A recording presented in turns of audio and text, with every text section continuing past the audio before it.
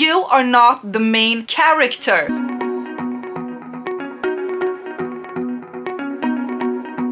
Hello winners! Today we're talking about something very important. If you try to be a better person or self-improve in some way, this is what you need to know. You owe it to yourself and to other people to be the best version of yourself you possibly can be. So let's dive into the 9 signs that you lack self-awareness. The first one is clinging on to the past. If you are in any way clinging on to the past, you lack self-awareness. If you are always living in the past and you think about the past and you can't let go of things, you always compare your now to your past, you are low in self-awareness because you are still living in the past and you are getting your feelings from there. Your past is dead and gone. Let it go, accept whatever you need to accept and move on with your life. The next one is the opposite. If you're always worrying about the future, about what's going to happen in the future, just having anxiety or some kind of worry about the future and you really can't live in the now, this is also a sign of low self-awareness. Here's where you really need to work on your now. Now, planning is a good thing, so I'm not talking about planning. Planning is great, and having goals and visualizing, that is all great, but if there is some kind of worry about the future, you're really not here right now and being aware of it. Number 3 is when you are only noticing big emotions. So you're not really reacting or responding to the small signs that something is quite not right. When you suddenly just burst into anger or get really super sad or get super anxious about something, it's when you only react to the big feelings when they are already out of your control. You lack self-awareness because your body, your mind, your soul, your feelings, everything is trying to tell you in small ways first, and then when you're not listening, we come into the big feelings because your inner voice has been trying to warn you before, but you didn't listen. So if you lack self-awareness or have very low self-awareness, you won't hear this tiny voice before it turns out to a big loud voice. Number 4, this one is pretty sneaky because you might not even know that this is happening, but it can really ruin your goals or self-improvement or everything you're trying to better with yourself. If you are afraid of making tough decisions, if you are afraid of making decisions at all, but whenever something feels like a tough decision, you really want to wait it out or wait until someone else makes the decision. Not making a decision is making a decision. So if you're avoiding making decisions, you're afraid of something, you're afraid of the consequences it might have and that you will be held accountable for it. This is also a lack of self-awareness. You never make mistakes. Someone who never makes mistakes is very afraid of making mistakes and can't admit making any mistakes. No self-awareness. This is the first thing you need to work on, and you need to smash yourself in the face very hard if you are doing this. The problem is though, someone who never admits to making mistakes will never admit that they don't admit to making mistakes.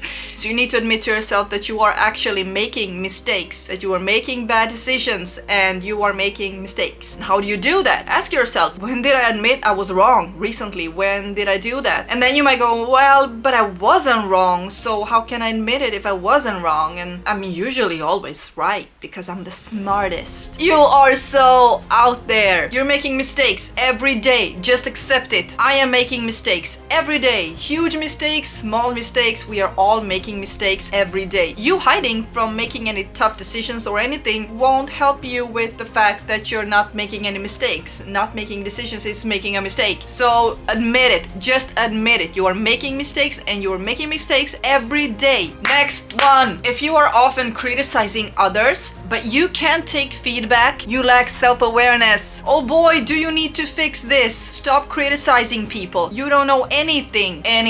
Even if you know this person well, you probably don't know anything about their inner process or anything. And if you can't take any feedback and you receive everything as criticism and you take everything personally, I'm sorry, you don't have any self-awareness. You cannot tell people what to do with their life or how to live their life or what they're doing wrong and what they're doing right, and you can't take any feedback yourself. You need to start with yourself first. This is what I usually tell people that are very judgmental judgmental and want to fix other people's problems, you don't have time to worry about other people's problems. You don't have time. You have so many problems and so many things you need to improve with yourself that you don't have any time to talk about other people. And then we come to arrogance. What is arrogance? You're doing everything right. Everyone is doing everything wrong. You're better than others. You know how to do this. You know how to do that. You will mansplain. You will do all these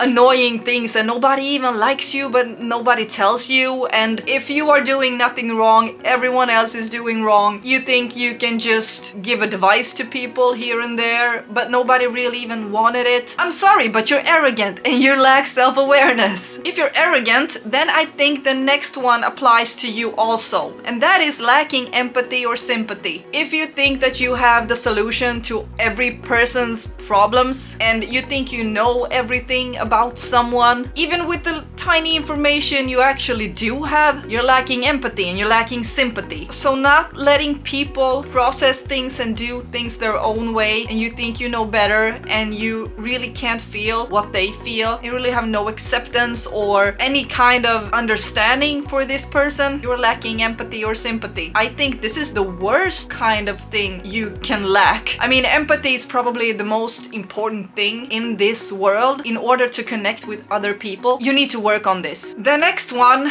I would like to call drama, but it could be the other way around too. This is when your emotional reaction really doesn't fit the situation, and that's when something happens and you react way too much right from the start, or you just don't react to something big that has happened. You're really not matching what has happened in a good way. This is very common with trauma, for example, and that's not what I'm talking about. Everyone processes trauma in a different way, and this is not what I'm talking about. But I'm talking about when something tiny happens and you react in this huge way and it doesn't really fit the situation at all. And then afterwards you realize that, wow, okay, that wasn't so bad, but you already had this outburst or dramatic reaction or whatever. This is also for lacking self-awareness. So you need to work on your self-awareness, and so you can hear the tiny voice and you can control what is happening within you and feel what you feel and realize how you're reacting in the moment. These were the 9 signs that you lack self-awareness. Really quickly, I could go into this really detailed, but I don't want to, because I want you to just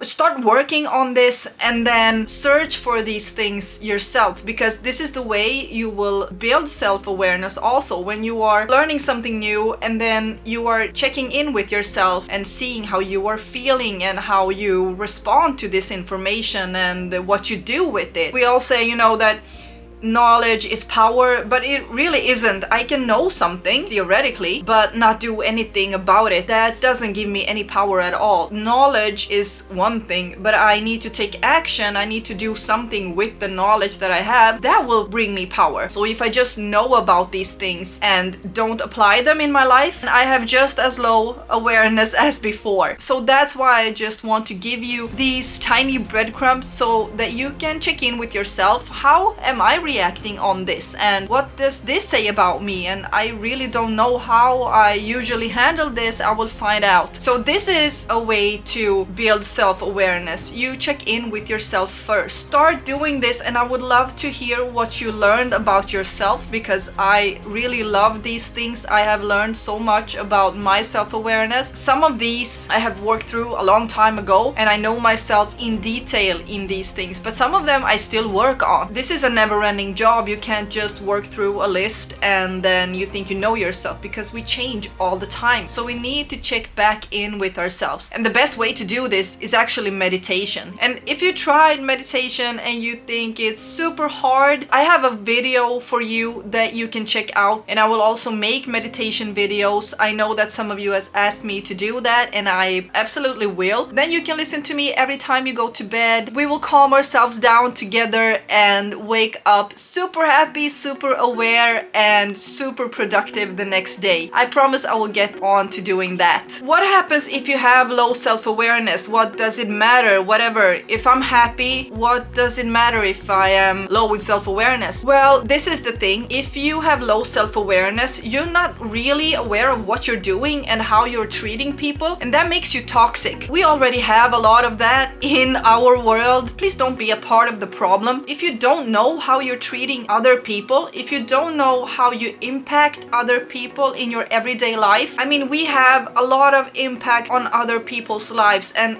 that's much more than we actually think. Some tiny comment that you say, it can stick with someone for years. You don't want to be this toxic person that says something or jokes in some way that hurts other people, and secretly they don't even like you, they just tolerate you. That's not the life you want to live. We all owe it to ourselves and to the world around us to be the best version of ourselves that we possibly can be. Did you hear the power in that? You owe it to yourself and to other people to be the best version of yourself you possibly can be. I really hope that I'm getting through to you. So please make yourself very aware of what trace you leave in this world, how people remember you. I mean, that is something you need to take care of. The thing with communication is, if I'm communicating with you, the point of my communication is what you take from it. If you misunderstood me, it's absolutely up to me to make sure that you understand what I'm trying to say to you, the point I'm trying to make. It's up to me because I need to adjust my communication if you don't understand what I'm saying. This is why we need to work on self-awareness, so that we leave a good trace in this world and that we make a good impact in this world and in other people. Because you can't understand the world if you don't understand yourself, and you can't understand yourself if you lack self-awareness. Everything starts with us. Everything, absolutely everything starts with you. People who lack self-awareness always cause problems for themselves and for other people, and then they think it's someone else's fault. I believe that if you lack self-awareness, you also lack intelligence. Bold statement maybe, but ask yourself, how can you be intelligent if you don't know yourself? I can't see someone who is so low in self-awareness and just keeps on ruining their relationships and their life and see that person as intelligent. You can always fix this, unless you have brain damage of some sort, but that's rarely the case. So you can work on this, and you need to realize one thing: you are not the main character. You are absolutely not the main character. Nobody cares about you. Everybody cares about themselves. Nobody cares about you, what you are doing. Everybody cares what they are doing. If you want to be of value in this world, you need to have self-awareness. If you want to start working on self-awareness, I am currently working on a confidence course, which will be fantastic because this is one of the things we're going to talk about. And until then, download my free ebook bundle with all of these self-improvement things, where you will be a better person with the powerful questions in one ebook, the motivation ebook, and there are 4 free. You just need to download them and look at them, and then soon my course will be ready. I'm super inspired to get it out there. We are going to talk about a lot of these things. That's it for me. See you next time. Stay classy, stay aware, stay self-aware, and stay happy.